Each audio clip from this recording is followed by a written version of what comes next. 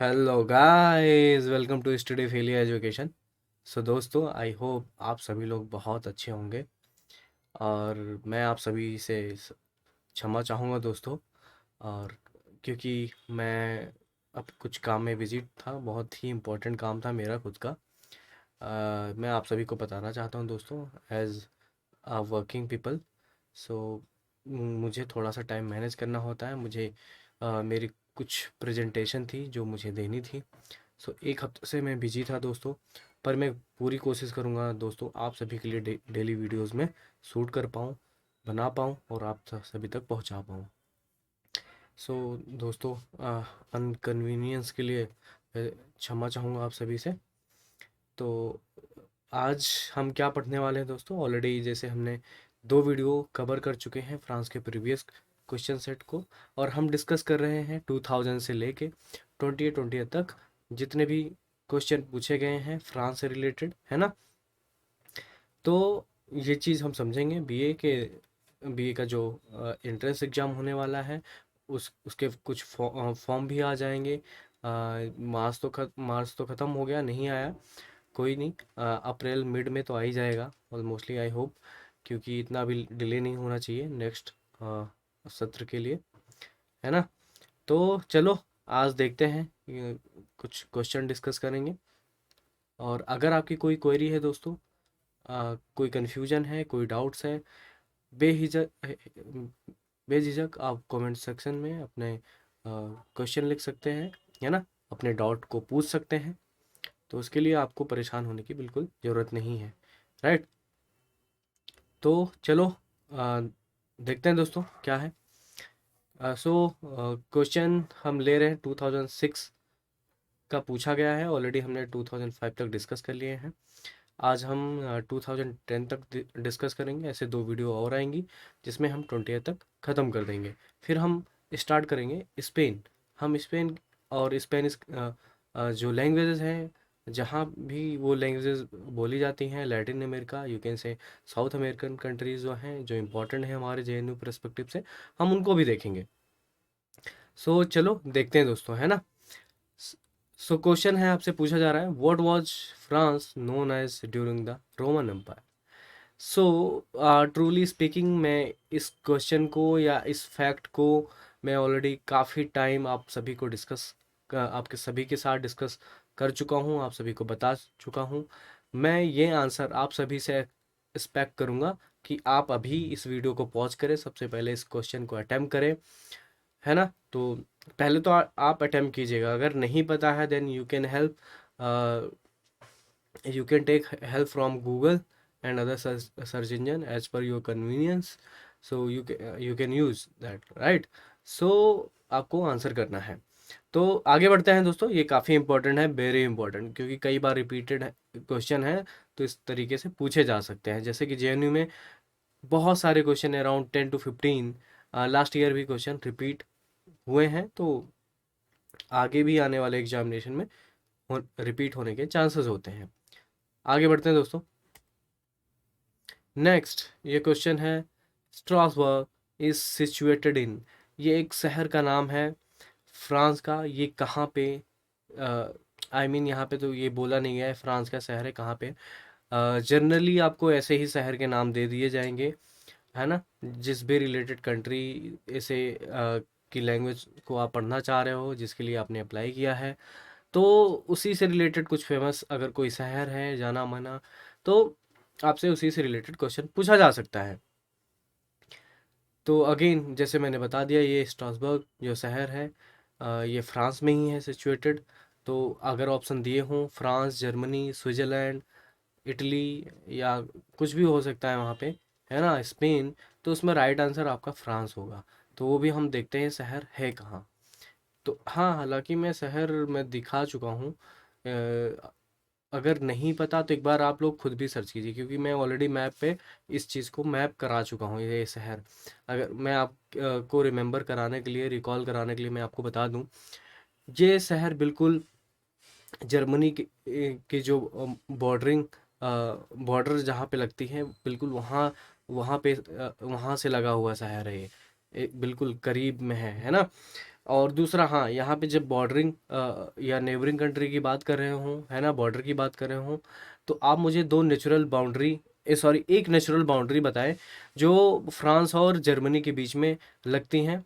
Natural boundary अगर मैं बोलूँ तो ये हो सकता है, वो चाहे माउंटेन रीजन हो सकता है, या कोई इम्पोर्टेंट रिवर है, है जो नेचुरल बाउंड्री का काम करती है, जो फॉर्म कर रही है दो कंट्री के बीच में। तो वो आपको बताना है यहाँ पे, है ना, क्योंकि ऐसे भी क्वेश्चन बनते हैं और आपसे पूछे जा सकते हैं। आगे बढ़ते हैं दोस्तों। अगेन वेरी इंपॉर्टेंट क्वेश्चन था ये। अगला, अगेन जितने भी क्वेश्चन हैं दोस्तों, ये टैग लगे होंगे वेरी इंपॉर्टेंट एंड इम्पॉर्टेंट के, तो इस हिसाब से आपको अपना नोट तैयार करना है, अपने माइंड को प्रिपेयर करना है, अपने आप को प्रिपेयर करके रखना है एग्जाम के लिए। चलो देखते हैं नेक्स्ट। आपसे पूछा जा रहा है, who is the current president of France. Currently लिखा हुआ, sorry, who is the current president of France. आप सभी को पता होगा, अगर आपने नहीं पढ़ा है तो आप ज़रूर पढ़िएगा उनके बारे में, इमेनुअल मैक्रॉन। चलो, मैंने यहाँ पे प्रेसिडेंट तो बता दिया, आप मुझे बताइए कि करंट में जो प्राइम मिनिस्टर हैं फ्रांस के, वो कौन है, और उनका आप नाम बताइएगा। और हाल ही में आपको बता दूं, ये अराउंड 3 जुलाई 2020 में एज ए इलेक्ट करके आए हैं फ्रांस में, आसपास में, जुलाई में ही। तो आप देख लीजिएगा और सही आंसर मुझे आप बताइएगा कमेंट बॉक्स में। ऐसा मैं इसलिए एक्सरसाइज करा रहा हूँ ताकि आप लोगों की क्यूरोसिटी बनी रहे, आप पढ़ो, खुद से भी सर्च करो, अपने नोट्स बनाओ, और आपको ऐसे ही क्रिएटिव होना है दोस्तों। जब मैं प्रेसिडेंट पूछूं तो आप प्राइम मिनिस्टर भी पढ़ें, है ना, कोई फेमस प्रेसिडेंट है उसके बारे में पढ़ें। आपको पढ़ना है दोस्तों, आपको सिलेक्शन लेना है, तो इस तरीके से आपको पढ़ाई करनी है दोस्तों, है ना। आगे देखते हैं अगला क्वेश्चन। सॉरी, ये रिपीट हो गया है। आगे अगला क्वेश्चन ये है, उससे पूछा जा रहा है, the architect of the city of Chandigarh is. तो ये भी काफ़ी इम्पोर्टेंट क्वेश्चन बन जाता है। वेरी तो नहीं, बट इम्पोर्टेंट बोल सकते हो, बट हाँ, वेरी इंपॉर्टेंट इसलिए लगाया है क्योंकि ये प्रीवियस ईयर में पूछा गया है। हालांकि जो भी क्वेश्चन मैं डिस्कस कर रहा हूँ वो सारे प्रीवियस ईयर में पूछे गए हैं, तो वो इम्पोर्टेंट, वेरी इंपॉर्टेंट हो सकते हैं। आपको सभी को पढ़ना है अच्छी तरीके से, खासकर जो प्रीवियस ईयर में पूछे गए हैं, जिससे आपको पैटर्न का भी तरीका, एग्जामिनर का माइंड भी पता चलेगा, किस तरीके के क्वेश्चन पूछे गए हैं अभी तक, किस तरीके के क्वेश्चन आने की संभावनाएं हैं, प्रोबेबिलिटी है। तो इस तरीके से आप अपनी प्रिपरेशन बना सकते हैं, खासकर जीके के लिए। तो चलो देखते हैं। ये है महान स्विस फ्रेंच आर्किटेक्ट, इनका नाम है, सॉरी मैं ये है, सॉरी, हाँ, तो इनका नाम है ले कॉर्ब्यूजियर, है ना। अगर मेरी प्रोनाउंसिएशन गलत हो, क्योंकि मुझे फ्रेंच नहीं आती, तो आप तरीके से, अगर किसी को आती है, आप अच्छे से प्रोनाउंसिएशन कीजिएगा, बट हाँ, इस तरीके से आप इनको मार्क कर सकते हैं। काफ़ी फेमस फ्रेंच आर्किटेक्ट हैं, है ना। और ये जो चंडीगढ़ सिटी है दोस्तों, ये एक ड्रीम सिटी है किसका, हमारे first prime minister Jawaharlal Nehru ji ने इसको प्लान किया था। उन्हीं के प्लान पे इसी इस फेमस शहर जो है चंडीगढ़, उसको बनाया गया था, और इसके आर्किटेक्ट है ले कॉर्ब्यूजियर, जैसे मैंने आपको बताया। यह है पिक्चर, इनको आप रिलेट कर सकते हो इनके नाम से, ताकि आपको याद रहे, है ना। तो आप भूलिएगा मत, इंपॉर्टेंट है, पूछा जा सकता है। वेरी इंपॉर्टेंट क्वेश्चन दोस्तों, पूछा जा सकता है अगेन, है ना। 2007 का है। What are the official languages of Canada. कुछ ऑप्शन दिए होंगे ऐसे, है ना, इंग्लिश, या स्विस, है ना, या इंग्लिश या जर्मनी, इंग्लिश स्पेनिश, या इंग्लिश फ्रेंच, या फ्रेंच और इंग्लिश। जैसे मैंने आंसर में दिया है, वहाँ की जो ऑफिशियल लैंग्वेज है दोस्तों कनाडा की, वो है फ्रेंच एंड इंग्लिश। सो एक शहर है काफ़ी फेमस है, या वो रीजन बोल सकते हो, प्रोविंस है कनाडा का, उस वो है क्यूबेक। ये एक ऐसा मात्र प्रोविंस है जहाँ पे सोल ऑफिशियल लैंग्वेज है फ्रेंच की, क्योंकि यहाँ पे 81% ऑफ जो पीपल हैं, है ना, जिनको क्यूबेकर बोलते हैं, उनकी फर्स्ट लैंग्वेज है ना, फ्रेंच। फ्रैंकोफोन किसको बोलते हैं, जिनकी नेटिव लैंग्वेज फ्रेंच होती है, उनको क्या बोलते हैं, फ्रैंकोफोन्स।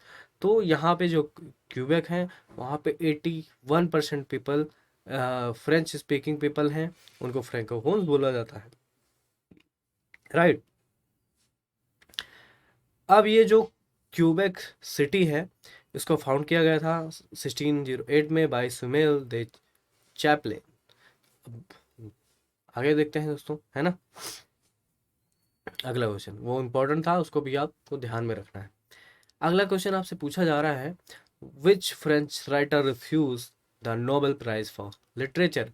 हालांकि ये क्वेश्चन मैंने बहुत ही अच्छे से कराया है आप सभी को, है ना। नोबेल प्राइज़ जब मैं पढ़ा रहा था, इम्पोर्टेंट फैक्ट पढ़ा रहा था फ्रांस के, तो उसमें मैंने पढ़ाए हैं आपको। 2007 में पूछा गया है, आगे भी पूछा जा सकता है। वेरी इंपॉर्टेंट दोस्तों, ये आपको पढ़ना है। यहाँ पे हैं Albert Camus, Michel Proust, Jean Paul Sartre, Simone de Beauvoir. So मैं चाहता हूँ इसका भी आंसर आप सभी दें, है ना, क्योंकि मैं ऑलरेडी पढ़ा चुका हूँ, 2 बार तो कवर कर लिया होगा इस फैक्ट को। तो आप इसका आंसर दीजिएगा, राइट। इसमें से जो आंसर है आप दे सकते हो। अगला, which languages do the following group of word belongs.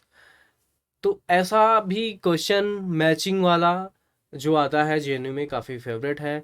अभी लास्ट ईयर 4 से 5 क्वेश्चन या 6 क्वेश्चन भी हो सकते हैं जो मैचिंग से थे, चाहे आइदर वो बुक एंड राइटर से था, या कैपिटल एंड कंट्री से था, कंट्री या करेंसी से था।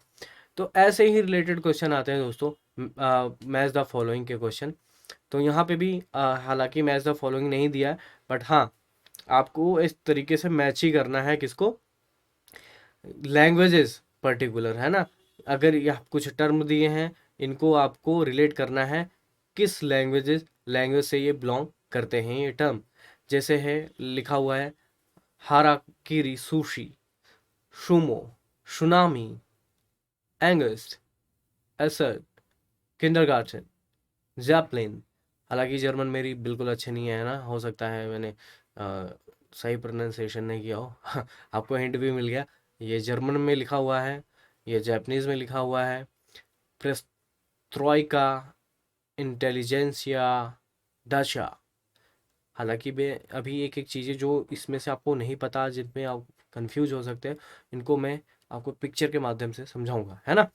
अगला है डी ऑप्शन में बाजार, बैंगलोर, करी।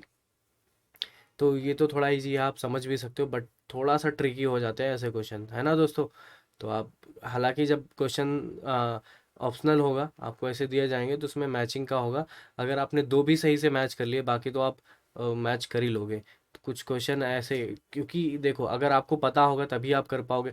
एटलीस्ट मैं चाहता हूँ 2 से 3, 2 ऑप्शन तो बिल्कुल आपको पता होने चाहिए जब भी आप कोई भी क्वेश्चन अटेम्प्ट कर रहे हो, उसमें आप श्योर रहो। बाकी दो आप तो कर ही लोगे, है ना। सो जैसे मैंने बताया था पिक्चर, ये एक फेमस डिश है सुशी, हाराकीरी, ये जापानीज डिश है, देख सकते हो। और ये है सुमो, ये एक काइंड ऑफ पहलवान होते हैं, है ना, रेसलर बोल सकते हो इस तरीके से। सुमो, इनको सुमो बोला जाता है, कुश्ती लड़ रहे हैं। तो ऐसे ही इस तरीके से इन वर्ड को रिलेट कर सकते हो। ये है सुनामी, ये बताने की मुझे ज़रूरत ही नहीं है, तबाही मचा रहे हैं, है ना। और अगर आप क्यूरियस हो तो आप ज़रूर जानने की कोशिश कीजिएगा सुनामी क्यों आती है। हालांकि मैं बता दूं, ये भूकंप का भी रीजन होता है ना। और भूकंप क्यों आते हैं, टेक्टोनिक प्लेट के आपस में टकराने से। तो ये चीज़ें आपको पता होनी चाहिए, है ना, जियोग्राफिकल चीज़ें। तो आप देखिएगा ज़रूर। अगला देखते हैं, ये जर्मन वर्ड है हैंगेस्ट। तो ये पूछ रहा है, word is the opposite of angst. ऐसी पिक्चर मैंने क्यों लगाई, ताकि आप जब अपोजिट वर्ड समझ लोगे तो इसकी मीनिंग खुद ही समझ में आ जाएगी क्या होगा। अपोजिट इसका वर्ड है calmness, confidence, happiness, ease, fulfilment, composure, satisfaction, peace of mind, contentment, है ना। तो ये है इसके अपोजिट वर्ड। तो इसके अपोजिट अगर आपको पता है, दैट्स मीन यही एग्जैक्टली मीनिंग है एंगेस्ट की। जैसे कॉन्फिडेंस की, है ना, तो इसमें हो सकता है फियर, लूजर, फियर, लूजर नहीं बोलते, फियर एक तरीके से होते हैं, नर्वसनेस है ना, आप कॉन्फिडेंट नहीं हो, कामनेस है ना, काम पीपल होते हैं, तो ऐसे ही होते हैं जो काम नहीं होते पे, हैप्पीनेस, जिसके पास हैप्पीनेस है, पर जिसके पास हैप्पीनेस नहीं है ना, तो वो चीज़ आप देख सकते हो। तो उस काइंड ऑफ, इस काइंड ऑफ का ये वर्ड है। जैसे पीस ऑफ माइंड है, जिसके पास पीस ऑफ माइंड नहीं होता वो एंग्री होता है, एनेक्सिटी से भरा हुआ होता है, पूरा फुल ऑफ एनेक्सिटी, है ना। तो काइंड ऑफ ये वर्ड इसी से रिलेट करता है। आगे आगे देखते हैं, एक वर्ड और है, रिसाइड्स। तो इसका मतलब होता है, हालांकि यहाँ पे आप अपोजिट नहीं, डायरेक्टली इसके मतलब बताया गया है। इसका मतलब होता है सब्स्टिट्यूट्स, इमिटेशन, आर्टिफिशियल। सब्स्टिट्यूट अगर आपको पता होगा तो बिल्कुल प्रतिनिधि आपको हिंदी में बता दूं, है ना, सब्स्टिट्यूट होता है ना, फेक, है ना, सिंथेटिक, बिल्कुल आर्टिफिशियल। आपने देखा ही होगा कि सेम जैसा फ्लावर हो आपको दिखने वाला, बिल्कुल गुलाब जैसा फ्लावर, बट वो रियल नहीं होता, आर्टिफिशियल होता है, काइंड ऑफ उससे रिलेटेड कर सकते हो आप वर्ड को, है ना। ऐसे ही सिंथेटिक होता है, रियल। आपने सिंथेटिक लेदर का नाम सुना होगा, है ना, या पहने भी होंगे आपने स्लीपर शूज सिंथेटिक लेदर। तो वो रियल लेदर नहीं होते, वो सिंथेटिक होते हैं, है ना। बट फील होता है कि ये लेदर होगा, बट वो रियल में लेदर नहीं होता। तो इस तरीके का इसका मीनिंग हो। तो जैसे सब्स्टिट्यूट मैंने बताया आपको यहाँ पे, इसको इस तरीके से समझो। सपोज अगर आप लेदर का शूज़ लेने जाते हो, लेदर का नहीं है, पर आपको सिंथेटिक लेदर मिल जाए, सिंथेटिक दूसरा शूज़ है जिसका मटेरियल सिंथेटिक लेदर है, तो आप एक तरीके से वो उसका सब्स्टिट्यूट हो गया, तो आप उसको ले सकते हो। That's exactly meaning of substitute, है ना, जिसके बदले में। अगला देखते हैं, ये है किंडरगार्टन। हमारे यहाँ इंग्लिश में बोलते हैं किंडरगार्टन, जहाँ पे बच्चे पढ़ते हैं, है ना। तो ये एक जर्मन वर्ड है किंडरगार्टन, जो जर्मन में लिखा हुआ था। तो ये सारे वर्ड ऐसे याद रखना, क्योंकि ये भी एग्जामिनर के फेवरेट क्वेश्चन बन जाते हैं दोस्तों। ये ऐसे वर्ड दे दिया जाएगा और आपसे पूछ लिया जाएगा this is related to what, है ना। तो आपको राइट आंसर सेलेक्ट करना होगा। ये है जेपलिन। ये यहाँ पे तो यूएस ने भी लिखा हुआ है, बट एग्जैक्टली मैं बताऊँ, ये जो जैपलिन होता था, ये जर्मन लोगों ने इन्वेंट किया था 20th सेंचुरी में, जब चल रहा था वर्ल्ड वॉर एंड वॉर सारी चीज़ें। तो इस तरीके की एक एयरशिप होती थी, है ना। तो काइंड ऑफ इसको इस तरीके से याद रखना है आपको, एयरशिप है ये, तो उसको जैपलिन बोला जाता था, है ना। और आपको समझना है तो जैपलिन के बारे में, इसको आप और पढ़ सकते हो इंटरनेट पे, आप काफ़ी सारी इन्फॉर्मेशन अवेल। तो ये जो नाम है ना, अगर आपसे पूछा जाए इसके इन्वेंटर का नाम, तो आपको जैपलिन पता होगा ना इसको देख के, तो आपको मिल जाएगा ऐसे, फर्डिनेंड वॉन जैपलिन, है ना। इन्हीं के नाम पे इसका नाम जैपलिन रखा गया है, एयरशिप है।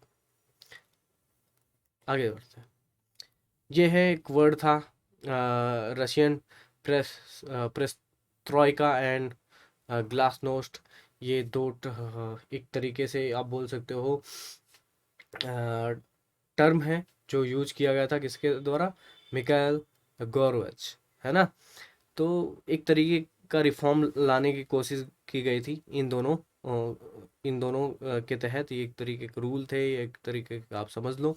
रशिया में जब मैं पढ़ाऊंगा इसके बारे में अच्छे से समझाऊंगा। ग्लासनोस्ट, ग्लासनोस्ट का मतलब होता ही आप देख लो ना, ओपेक जैसी है कोई चीज़, बट उसको पारदर्शी कर देना।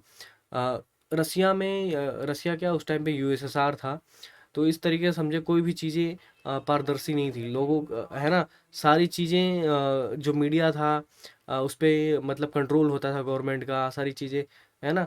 तो इस तरीके से कुछ भी गवर्नमेंट करती थी, उस वो जो पब्लिक थी उनके सामने इस तरीके से नहीं था। बट एक ये रिफॉर्म लाए थे मिकाइल द गोरवच, जिन्होंने ग्लासनोस्ट में लिखा था, जिसका एक रीजन ही था कि जिसमें सारी चीज़ें ओपैक कर दी गई थी, जो भी गवर्नमेंट कर रही है वो सारी चीज़ें देख सकते हैं। और जो मीडिया था उसको फ्रीडम मिली, है ना, freedom to write, freedom to speak. तो ऐसे ही जो यूएसएसआर में कंट्रीज़ थी, है ना, 15 मेंबर कंट्रीज़ थी इंक्लूडिंग रशिया, तो उसमें से सभी कंट्री जो है अपने आप को फ्रीडम घोषित कर देती है ना। काफ़ी सारी स्टोरी है, अच्छी स्टोरी है।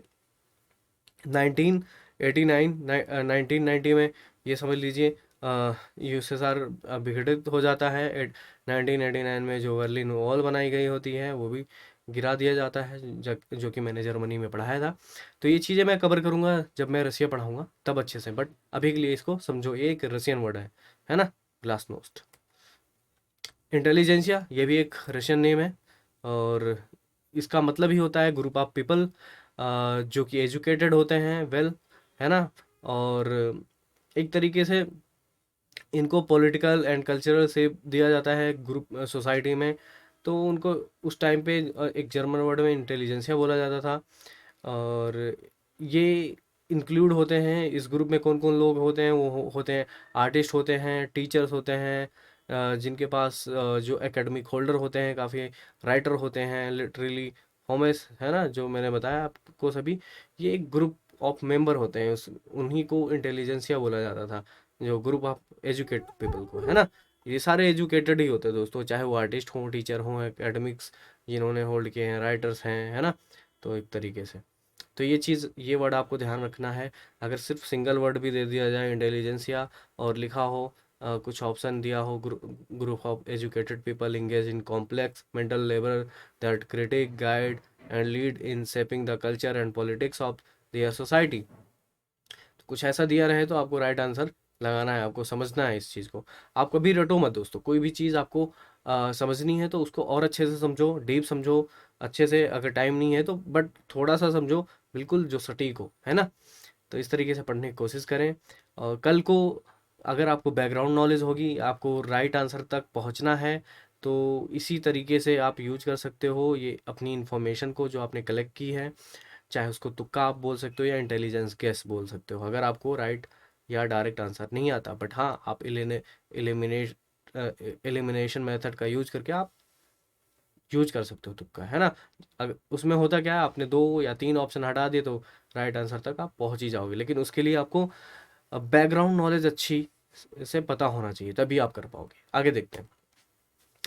ये है ढांचा, एक वर्ड और था, ये भी रशियन वर्ड है। तो ढांचा क्या होता है दोस्तों, ये एक काइंड ऑफ होम होता है। ये होम ऐसे शहर में नहीं होता। अगर मैं बताऊं रशिया तो बहुत ही ग्रीन है, बहुत ज़्यादा घना है जंगलों से, है ना, काफ़ी रिच है नेचर से। तो लोग क्या करते हैं, वेकेशन के लिए आप बोल सकते हो, चाहे समर हो कुछ टाइम का, है ना, या सीजनल वेकेशन होता है, तो वो कंट्री साइड में जाते हैं अपना वेकेशन स्पेंड करने। तो इसी तरीके का हाउस बनाते हैं वो लोग, जहाँ पे कुछ टाइम या अपना हॉलीडे सेलिब्रेट करते हैं, यहीं पे रहते हैं, है ना। एक तरीके से काफ़ी सारी चीज़ें होती हैं, सुविधाएं। तो इस तरीके का भी देख सकते हो। अगर आपको और अच्छे से समझना है, वीडियो देख सकते हो डचा का। तो ये एक वर्ड है जिसका मतलब होता है घर, है ना। ये सीजनल हाउस होता है या सेकंड होम, ऐसा ऑप्शन में लिखा हुआ मिल जाएगा। और ये कंट्री साइड में होता है। और अभी भी देखने को मिल जाएगा रशिया में, या जो पोस्ट सोवियत कंट्रीज हैं, है ना, वहाँ पे भी ये ढांचा मिलेगा आपको। अगला क्वेश्चन है दोस्तों, आपसे पूछा जा रहा है, following country does not share a border with France. 2008 का क्वेश्चन है। ऑप्शन देख लीजिए और अटेम्प्ट करने की कोशिश कीजिएगा। Germany, Greece, Belgium, Switzerland. अगर आपने मेरी जियोग्राफी की वीडियोस देखी हो, हालांकि मैंने सब में मैपिंग कराई हैं, कोई सी भी कंट्री आ जाए, कोई सा भी शहर का नाम हो, तो आपको मैं मैप करके मैप पे बताता हूँ, है ना। सो अगर आपने पढ़ा होगा अच्छे से तो आप अभी आपके दिमाग में वो मैप बन गया होगा, और आप एलिमिनेट कर सकते हो, राइटली सही आंसर तक पहुँच सकते हो। तो मैं आपको बताऊं, जी हाँ दोस्तों, जर्मनी नेबरिंग कंट्री है, बेल्जियम भी है, स्विट्जरलैंड। इसके लिए मैंने आपको एक ट्रिक बोल सकते हो या मेमोनिक मैंने आपको बताया था, break the leg, give some ice, most accepted solution, या मोस्ट अफेक्टेड सोल्यूशन, ऐसे भी बोल सकते हो। ये एक ट्रिक था, एक तरीके का मेमोनिक था जो मैंने आपको बताया। अगर आपने पढ़ा हो तो रिकॉल कीजिए, याद आ जाएगा। गिव द आइस का मतलब है Germany, give the ice, Germany, Italy and Switzerland, है ना।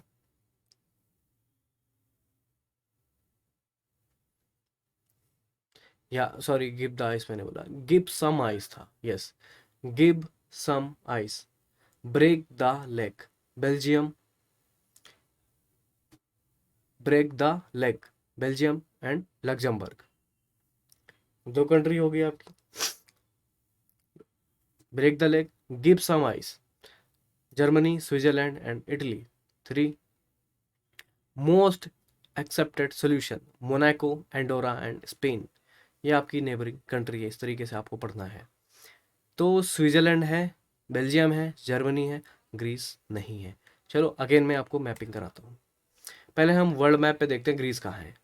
ये है ग्रीस दोस्तों, है ना, सी दिस जो रेड मार्क में है। यहाँ पे है टर्की, ये है इटली जो आपको ये टेल सी दिख रही होगी, है ना, ये है फ्रांस, और यहाँ है अपना प्यारा भारत। अगर हम नॉर्थ वेस्ट की तरफ जाएंगे तो हमें फ्रांस मिलेगा, यूरोपियन कॉन्टिनेंट में ये इटली, ग्रीस एंड ये सारे यूरोपियन कंट्री में है। ये टर्की का एक फेमस शहर भी है ना, इस्तांबुल, वो भी यूरोप में भी है। यूरोप में, हालांकि टर्की जो है एशिया का पार्ट है ना, तो बट यूरोप में आता है। तो कल्चर काफ़ी अच्छा है टर्की का भी, आप देख सकते हो। तो ये है स्पेन, आइबेरियन पेनिशुला है, आपने पढ़ा होगा। अगर आप नहीं पढ़ा कोई बात नहीं, ये है यूनाइटेड किंगडम यहाँ पे, राइट। इधर है जर्मनी। आगे हम देखते हैं, अगेन ये आ गए हम, एक मैप और है, ये इटली मैंने बताया था जो पूछता है। ये है ग्रीस आपका, ये है एथेंस शहर, एथेंस नामक शहर, और है ना, ये है एजियन सी, यह मेडिटेरेनियन सी में है, लाई करता है। यह है टर्की, यहाँ पे इस्तांबुल जैसे मैंने बताया था। और बिल्कुल आप समझ गए होंगे, यह है कोर्सिका आइलैंड, आपने पढ़ा होगा, मैंने पढ़ाया है। यहाँ है फ्रांस, यह है स्विट्जरलैंड, यहाँ पे है जर्मनी, यह है ऑस्ट्रिया।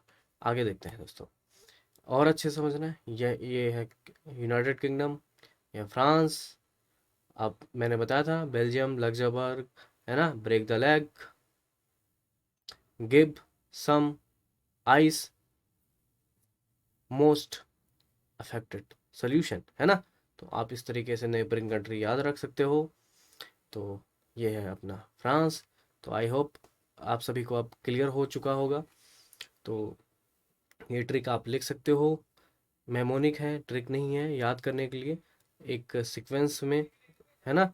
तो आपको नेबरिंग कंट्री याद रहेंगे, बट हाँ, इस तरीके से आप मैप करके पढ़ोगे तो आप कभी भी नहीं भूलोगे। है कोर्सिका आइलैंड किससे रिलेटेड है, मैंने आपको पढ़ाया है, नेपोलियन बोनापार्ट, है ना। आगे अगला क्वेश्चन मैं ले रहा हूँ दोस्तों आप सभी से। पूछा जा रहा है, the president of France earlier used to be elected for a term of. So ये 2008 का क्वेश्चन है। सो मैं आपको बताऊं, इन सितंबर 2000 में फ्रेंच में क्या हुआ था, एक रेफरेंडम कराया गया था जिसमें फ्रेंच पीपल ने वोट दिया था। और जो कॉन्स्टिट्यूशनल अमेंडमेंट हुआ उसमें क्या हुआ था, जो टर्म लेंथ थी फ्रांस के प्रेसिडेंट डेंट की बिफोर 2000, है ना, 7 साल थी, और 2000 से इसको 7 से 5 साल कर दिया गया, है ना, घटा दिया गया 2 साल। और तो अभी जो है करंट टाइम में फ्रांस में जो प्रेसिडेंट का टर्म है वो 5 साल का है। 2000 से पहले यहाँ पे 7 साल का था। ये क्लियर हो गया होगा। और हुआ ये कैसे, एक रेफरेंडम कराया गया था फ्रांस में। अगला क्वेश्चन काफ़ी इंपॉर्टेंट है, और ये पूछा जाता है, काफ़ी बच्चे कंफ्यूज भी रहते हैं इस क्वेश्चन से। तो ये आप क्लियर कर लीजिएगा, और इसको मैं ऑलरेडी क्लियर करा चुका हूँ। आपसे पूछा जा रहा है, switch canal was made by.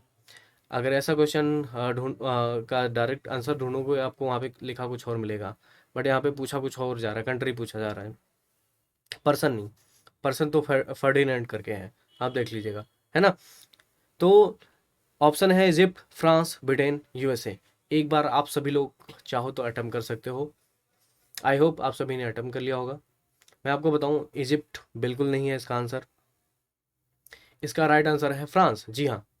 तो दोस्तों मैंने आपको बताया था जो नेपोलियन थर्ड था, उन्हीं का प्रपोजल था, उन्होंने ही बनवाया था इसको। तो वो फ्रांस से बिलोंग करते हैं ऑब्वियसली, तो ये माना जाएगा क्योंकि फ्रांस ने इसको बनाया था, है ना। बाकी इस चीज़ के लिए काफ़ी लड़ाइयाँ भी हुई, ब्रिटिश आर्मी को वहाँ पे डिप्लॉय कर दिया गया था, है ना। तो वो अलग पार्ट है, जब हम इजिप्ट वगैरह पढ़ेंगे तब हम समझेंगे, है ना, टाइम हुआ तो। अभी के लिए ये समझो, सुएज कैनाल जो बनाया गया था किसके द्वारा, वो है फ्रांस के द्वारा। सुएज कैनाल देख लें क्यों बनाया गया था। अगर देखा जाए दोस्तों, अगर एशिया में किसी को व्यापार करना हो, तो एक तो पहले सिल्क लाइन थी, है ना, सिल्क रूट जिसे बोलते हैं। तो एक सिल्क रूट कुछ नहीं, जहाँ पे सिल्क के लिए व्यापार किया जाता था, खासकर चाइना से। तो यहाँ से वो रास्ता था, तो यूरोप ऐसे था, उसी को सिल्क रूट बोला गया।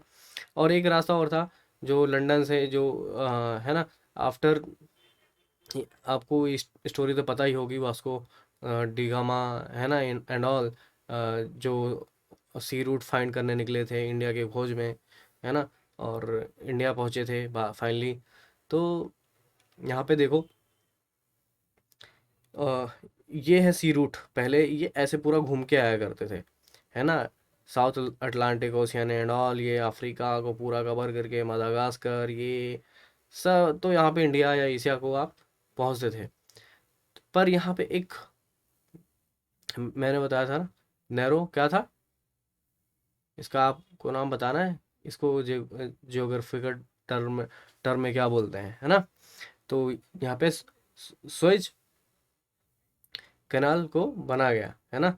ये जो पतला सा बॉर्डर है, नैरो बॉर्डर, लैंड बॉर्डर क्या बोलते हैं, लैंड बोल लो, तो उसको क्या बोलते हैं आपको बताना है ना। तो यहाँ पे इसको खुदाई की गई, तो यहाँ से काफ़ी चौड़ा है, इसमें तो पतला दिख रहा होगा, बट हाँ, तो जो ये रूट था व्यापार करने का, ये इजी हो गया। ये है रेड सी, और इसको यहाँ से कनेक्ट किया गया, रेड सी से यहाँ पे अरेबियन सी, यहाँ ये है इंडियन ओशियन, यहाँ पे अरेबियन सी है, सीधे फिर इंडिया से व्यापार कर सकते हैं। तो ये शॉर्ट हो गया, जो इतना, ये आप लेंथ देख सकते हो कितनी माइल, 12,300 माइल ट्रेवल करके, या 19,800 किलोमीटर को पहले ट्रेवल करते थे, तब यहाँ पे इंडिया आना होता था व्यापार करने के लिए। पर यहाँ पे कितना हुआ है, सीधे बहुत ही ज़्यादा कम हो गया। यहाँ पे सीधे इस 11,600 किलोमीटर हो गया घट के, है ना। तो व्यापार के लिए काफ़ी अच्छा। आजकल आप न्यूज़ में भी सुने होंगे, चाइना का बहुत बड़ा शिप जो है सुएज कैनाल में फंस गया है या जानबूझ के हुआ, जो भी है आप देखिएगा। अगर आपको इंटरेस्ट है पढ़ने में, पॉलिटिक्स वगैरह एंड ऑल, वर्ल्ड पॉलिटिक्स, तो आप समझिए, देखिएगा ज़रूर, है ना। अगर ऐसा क्यों हुआ है, अगर किसी को पता है वो ज़रूर मुझे बताए कमेंट में। अगला, इस तरीके के क्वेश्चन आपको बिल्कुल सतर्क रहना है ना, गलती नहीं करनी है। और हमेशा पूछे जा रहे हैं और पूछे भी जाएंगे आने वाले टाइम में भी। आपसे पूछा जा रहा है लोकेस्ट है, इज आ एंड एन, ऐसे पूछ लिया जाएगा। तो ऐसे ऑप्शन दिया रहेगा, writer, instrument, brand name, book. तो सिंपल सा आंसर है दोस्तों, ये है ब्रांड नेम, रिक्वेस्ट है ना। तो इसके, हाँ, फैशन ब्रांड है, शूज भी आते हैं, टी शर्ट भी आती हैं, शर्ट भी आती हैं, कैप भी आती है ना। इंटरनेशनल ब्रांड है ये भी। कहाँ की है, फ्रेंच कंपनी है। इसको फाउंड किया गया था 1933 में बाय टेनिस प्लेयर रेनी दे लोकेस्ट है ना, एंड हेनरी गिलर। और ये जैसे मैंने बताया, क्लॉथिंग में है, फुटवियर में, sport wear, I wear, leather good, perfume, towel and watches. तो काफ़ी फेमस ब्रांड है, ये आपको याद रखना है। और ऐसे ही मुझे याद है 2019 में क्वेश्चन पूछा गया था, तापस, है ना, जो कि स्पेनिश एक स्नैक्स है, वो पूछा गया। तो ऐसे वर्ड दे दिए जाते हैं दोस्तों, और पूछ लिया जाएगा ये है क्या। ऐसे राइटर है, इंस्ट्रूमेंट है, ब्रांड नेम है, म्यूज़िक है, काइंड ऑफ फोक सॉन्ग है, दे दिया जाएगा, आपको राइट आंसर सेलेक्ट करना होगा। तो इस टाइप के क्वेश्चन से आप थोड़ा संभल के रहिएगा, और ज़रूरी नहीं है यही रिपीट हो। ऐसे ही क्वेश्चन कोई और ब्रांड का नाम दे दिया जाए और पूछ लिया जाए, है ना, या कोई डिश का नाम दे दें और पूछ लिया जाए, फ्रांस का, है ना। तो प्रिपेयर रहो इस तरीके से, क्रिएटिव बनो थोड़ा। आगे, अगेन ऐसे ही क्वेश्चन 2009 में पूछा गया, व्हाट इज बॉर्डियक्स। तो ऐसे दे दिया गया, रिवर है, सिटी है, मॉन्यूमेंट है, माउंटेन है। तो हालांकि मैं यहाँ पे मैं बता दूँ, ये एक बॉर्डेक्स जो है एक वाइन भी है, एक रीजन है। चलो मैंने बता ही दिया, फ्रांस में अगर आप जाओगे वेस्ट की तरफ फ्रांस में, वहाँ पे एक रीजन है बॉर्डेक्स, वहाँ की ये जो वाइन है काफ़ी फेमस है दोस्तों, है ना। तो इसको इस तरीके से आप रिलेट कर सकते हो वहाँ की वाइन के लिए, है ना। रेड बॉर्डेक्स काफ़ी फेमस वाइन है दोस्तों। तो वाइन है याद रखिएगा, कोई बात नहीं। रिवर सिटी इन सब में मत पड़िएगा, जो है वो सही है। बॉर्डेक्स एक्स रीजन है, शहर भी है, आप मान सकते हो। और वहाँ की ये वाइन काफ़ी फेमस है। इस तरीके से आप पढ़ो। आगे बढ़ते हैं। 20th question, which of the following person has not been the president of France. Good. इसमें से अगर आपने पढ़ा हो, दो तो मैंने बहुत अच्छे से समझाया डिटेल में, निकोलस सरकोजी के बारे में और किसके बारे में, जैक चिराक, है ना। अब यहाँ पे है जॉन मारी ले पेन। तो एक और है गिस्कार्ड दे स्टैंड, इनके बारे में नहीं बताया, मैं इनके बारे में बता देता हूँ। ये हैं, इनको VGE के नाम से भी शॉर्ट फॉर्म में जाना जाता है।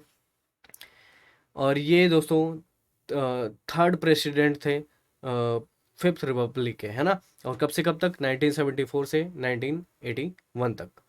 तो ये इम्पॉर्टेंट है दोस्तों, आपको समझना है।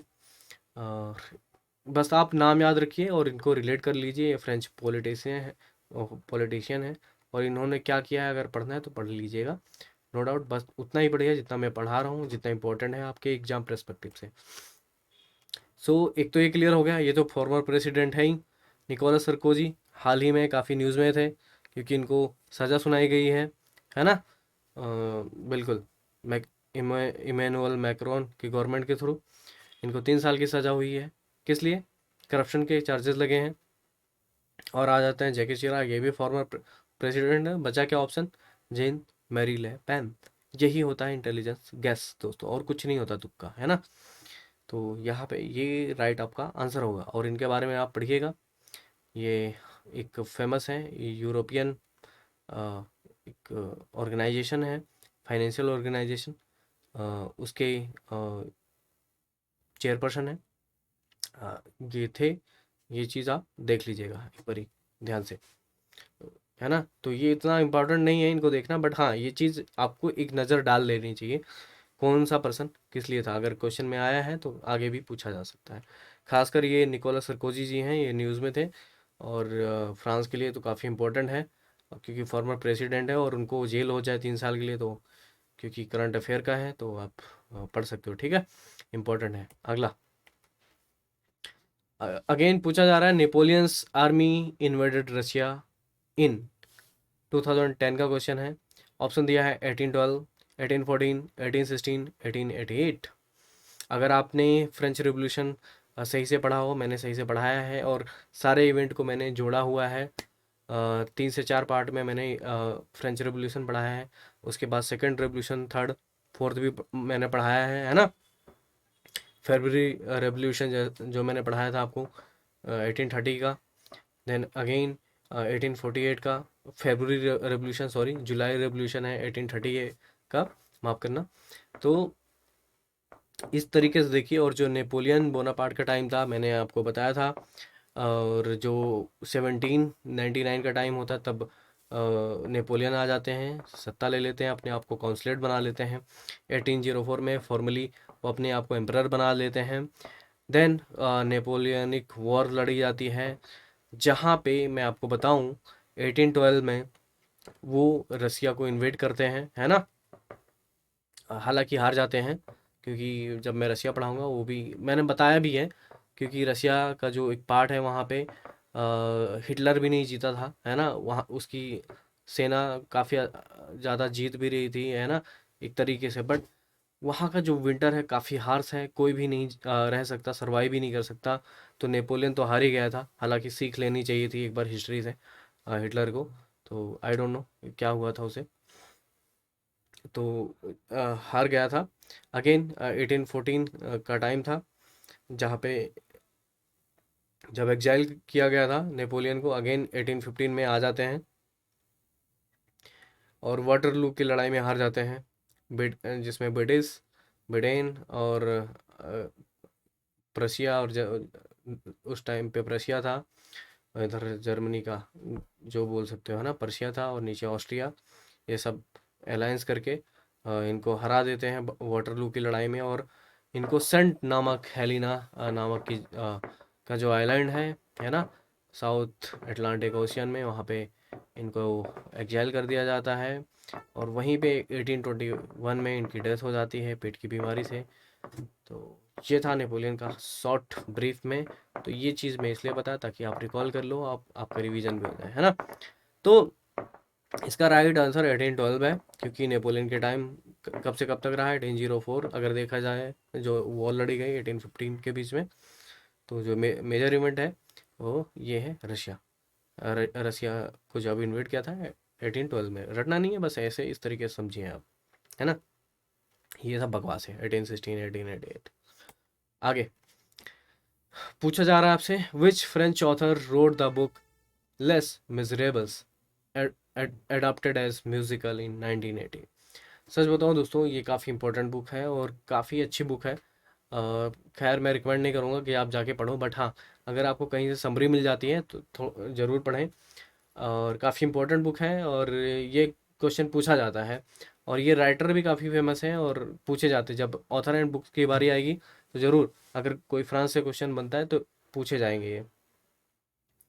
तो यहाँ पे ऑप्शन है दोस्तों, गुस्टैव फ्लावर्ट, आर्थर रिम्बर्ट, चार्ल्स बुदोय, बॉयडलेयर्स, विक्टर ह्यूगो।